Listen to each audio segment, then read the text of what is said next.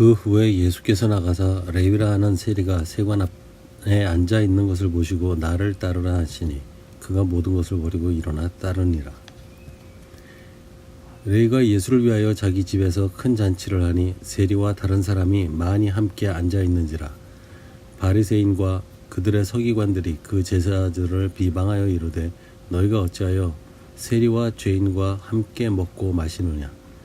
예수께서 대답하여 이르시되 건강한 자에게는 의사가 쓸데없고 병든 자에게라야 쓸데있나니 내가 의인을 부르러 온 것이 아니요 죄인을 불러 회개시키러 왔노라. 그들이 예수께 말하되 요한의 제자는 자주 금식하며 기도하고 바리새인의 제자들도 또한 그리하되 당신의 제자들은 먹고 마시나이다. 예수께서 그들에게 이르시되 혼인집 손님들이 신랑과 함께 있을 때에 너희가 그 손님으로 금식하게 할 수 있느냐. 그러나 그날에 이르러 그들이 신랑을 빼앗기리니 그날에는 금식할 것이니라. 또 비유하여 이르시되 새 옷에서 한 조각을 찢어 낡은 옷에 붙이는 자가 없나니 만일 그렇게 하면 새 옷을 찢을 뿐이요 또 새 옷에서 찢은 조각이 낡은 것에 어울리지 아니하리라. 새 포도주를 낡은 가죽 부대에 넣는 자가 없나니 만일 그렇게 하면 새 포도주가 부대를 터뜨려 포도주가 쏟아지고 부대도 못 쓰게 되리라. 새 포도주는 새 부대에 넣어야 할 것이니라. 묵은 포도주를 마시고 새 것을 원하는 자가 없나니 이는 묵은 것이 좋다 함이니라. 우리는 이 본문을 무척 많이 접해왔고 많은 해석도 접해보았습니다. 오늘 우리 자신에게 하나 묻고 싶은 것은 작년의 부활절과 올해는 어떻게 달랐는가 하는 것입니다. 우리 기독교인들에게는 이 부활절만큼 커다란 의미를 주는 일은 없을 것입니다. 만일 이 부활이 없었다면 우리는 이렇게 모이지 않았을 확률이 엄청 높을 것입니다. 또 이 부활이 우리에게 주는 의미는 하나님이 아담과 하와를 머물게 했던 곳 에덴, 즉 우리에게는 이야기에 불과한 천국과도 같은 하나님의 나라가 우리의 것이라는 의미인 것입니다. 성경을 읽으면서 이 에덴에서 아담과 하와가 더 이상 거할 수 없는 부분을 읽으면서 얼마나 아쉬웠는지 모릅니다. 이 에덴은 우리의 소망의 실체입니다. 이 실체가 실현되는 길은 우리가 지난주에 겪은 부활의 주님에 대한 믿음이 낙원의 부활을 나의 삶에 가져온다는 것입니다. 이 낙원을 잃어버린 이유는 모두 알고 계시지 않습니까? 눈에 보이는 선악과를 통해 뱀의 상상을 자극하는 꼬임에 속아 하나님의 말씀을 어기는 실제의 사건을 저지르게 됩니다. 뱀의 꼬임의 내용은 정확한 유혹이었던 것임을 우리는 간혹 잊고는 합니다. 보암직도 하고 지혜롭게 할 만큼 탐스러웠지만 그 선악과는 아담과 하와의 삶의 원천이었던 하나님의 생명을 소멸하게 했습니다. 아담과 하와는 사망한 것입니다. 더 이상의 하나님과의 에덴에서의 만남은 갖지 못하게 되었습니다. 하와의 눈과 아담의 눈에 보였던 매일 하나님을 기억할 수 있는 언약의 선악과를 하나님을 기억하고 바라보는 대상이 아니라 내 자신의 욕망 아래 소유하고 싶은 생각을 구체화시키도록 유혹한 뱀의 유혹은 단번에 하와가 넘어갔습니다. 하지만 하와가 넘어간 것은 하와의 눈에 에덴에 나타나시던 하나님의 모습이 몹시도 권위가 있었고 그런 하나님과 같이 된다는 실체가 없는 말에 속아 꼬임에 넘어간 것이죠.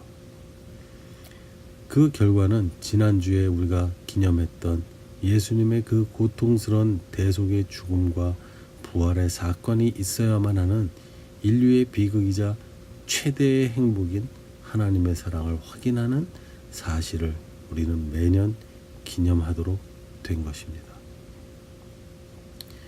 지난 부활절 이전과 이후에 우리는 좀 바뀐 것이 있습니까?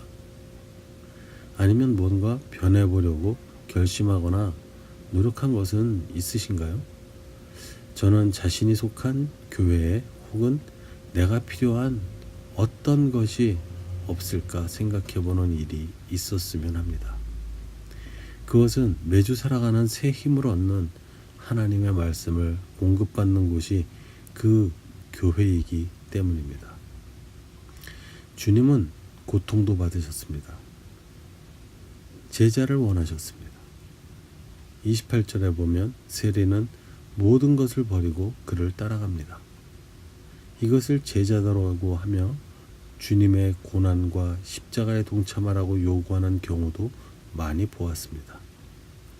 저는 그 십자가에 이르기까지 따르라는 말은 아니라고 말씀드리고 싶습니다. 우리는 그럴 만한 능력이 안 될 것이기 때문입니다. 우리가 할 수 있는 힘든 이웃을 돌본다든지 어려운 동역자를 생각한다든지 내가 지금 무엇인가를 줄 처지가 아니면 그들을 향한 하나님의 긍휼을 구하는 마음이면 충분하다고 생각합니다. 그런 생각들은 언젠가 우리들의 행동을 바꿔놓기 때문입니다. 이 본문을 이해하기에 도움이 될까 하여 WBC 주석을 잠시 읽어드리겠습니다. 우리는 옛것과 관련해서 새 것을 어떻게 해야 하는가? 이 질문은 두 개의 짤막한 비유를 통해서 대답된다. 각각의 비유의 요지는 새 것은 그 자체로 완전한 독립성을 가져야 한다는 것이다.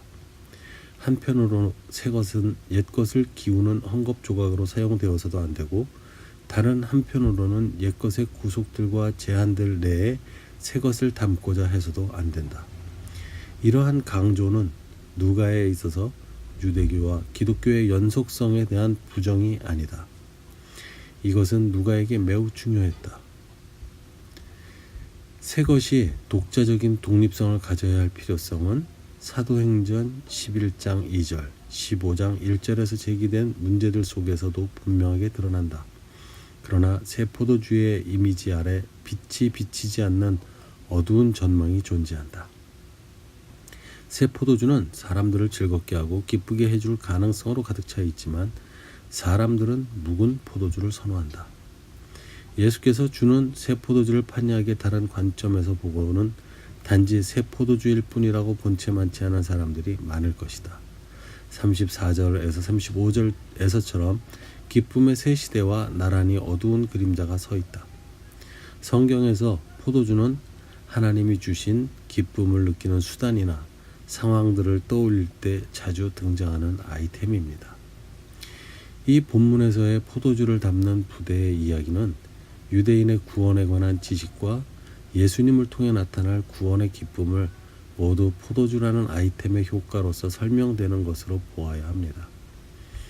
유대인이 알고 있는 구원에 대한 지식과 그로 인한 기쁨과 그리스도를 통한 구원의 기쁨의 내용은 비록 오래된 포도주와 새 포도처럼 일반적인 견해로는 맛에 있어서 새 포도주가 오래된 포도주에 비길 수 없다는 것만을 암시하는 듯해 보이지만 우리 기독교인은 예수님이 혼인잔치에서 물로 포도주로 변하게 하셨던 그 새 포도주의 기적의 맛을 기억해 내셔야 합니다. 주님은 우리 믿는 사람들의 신랑이시며 우리들은 그분의 신부입니다. 이 기쁜 잔칫날에 기쁨을 나누는 일 중 하나가 포도주를 대접하는 일인데 주님의 공생애에 있어 처음 기적을 보이신 현장이 결혼식이었다는 것은 우연한 사건이 아닌 것입니다. 하나님의 선민인 유대인들이 하나님의 구원을 기뻐하는 방법과 메시아의 구원으로 인한 새로운 하나님의 구원의 방법에 기독교인들의 구원은 옛것과 새것으로서 서로 차이가 있지만 서로의 기쁨의 모습에 대해서 구원의 기쁨은 같은 하나님으로부터 오는 일인 것이기 때문입니다. 그래서 인위적으로 하나인 것처럼 시도하지 말라는 의미로 보아야 합니다. 오래된 포도주와 새 포도주의 맛과 기쁨은 다르지 않다는 것을 기억해야 합니다. 그것은 하나님의 섭리에 의한 기쁨이기 때문입니다. 우리들이 상식적으로 알고 있는 이스라엘은 성경에서 모세오경이라고 알려진 토라를 위시하여 많은 문화를 가지고 있는 하나님에 대해서는 전통적, 역사적으로 그리스도인들을 앞선 세대에 있는 하나님의 선민입니다. 그래서 그들은 아직도 기독교를 자신들이 믿는 하나님과 동일한 하나님을 믿는다고 인정하고 있지 않습니다. 그 이스라엘의 모든 국민들은 하나님으로부터 버림받았을까요? 어떤 기독교인들은 그들은 하나님으로부터 버림받았고 이제 구원은 예수 이름 외에 그 어떤 다른 이름의 구원의 조건으로 준 적이 없다고 말합니다. 이 말이 사실일까요? 일부분은 짧게 결론 지을 수 없는 듯하지만 마냥 복잡하지 않습니다. 하나님을 믿고 구원의 기쁨을 갖는 데 있어서 그들의 믿음의 방식과 우리들이 주장하는 옳다고 하는 방법이 꼭 통일되어야 하는 것은 아니기 때문입니다. 이런 경우에 대해 말하신 것이 바로 새 포도주는 새 부대에 넣어야 한다고 말하는 이유입니다. 39절에 묵은 포도주를 맛본 사람은 새 포도주를 원하지 않는다는 묘한 분위기의 말씀을 이해하는 출발점이라 중요한 관점입니다. 만일 유대인의 전통에서 살아오고 있는 이스라엘 국민들이 하나님의 구원을 받지 못한다면 공의의 하나님이라고 할 수 있겠습니까? 그러나 이 부분은 하나님의 판단 영역이라고 나는 생각합니다. 이 기쁨은 하나님께서 주시는 본질적인 실체, 구원에 있는 것이지 기쁨에 있는 것으로 받아들여서는 안 되는 것입니다. 한 번 더 분명히 말씀드립니다. 매우 중요한 일입니다. 기독교는 체험의 종교라는 말이 우리에게 주는 의미가 포도주가 주는 기쁨에 있는 것이 아니고 성자 그리스도를 통한 에덴에서의 첫 아담의 실수를 통한 죄인으로서 죽음에 속해 있는 우리들을 그 속박에서 구원해 주시는 부활하신 그리스도의 실제의 사실에 그 본질이 존재하고 있기 때문입니다.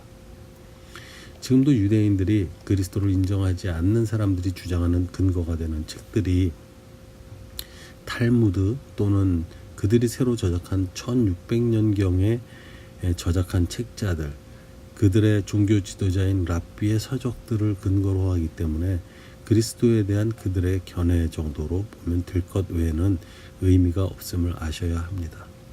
단순히 이스라엘이 하나님의 선민이라는 역사적인 사실이 그들의 그리스도에 대한 부정에 대하여 정당하다고 인정할 수 있지 않기 때문입니다. 지금도 부활하신 우리 주님을 부정하는 존재들은 당시의 주님을 십자가에 매단 대제사장과 더불어 주님의 말씀에 대하여 하나님에 대한 신성모독이라며 십자가형을 주문했던 어리석은 그들과 같습니다. 하나님은 그 어리석음조차도 사용하셔서 하나님의 뜻대로 믿는 자들에게 대한 하나님의 사랑을 증명하셨습니다. 우리는 이 사실을 넘치도록 기뻐하며 내가 사는 주변에 이 복음이 흘러 넘쳐가도록 살아가야 하겠습니다. 촛대는 옮겨졌고 예수 외에 다른 어떤 이름도 구원을 위해 주신 일이 없기 때문입니다.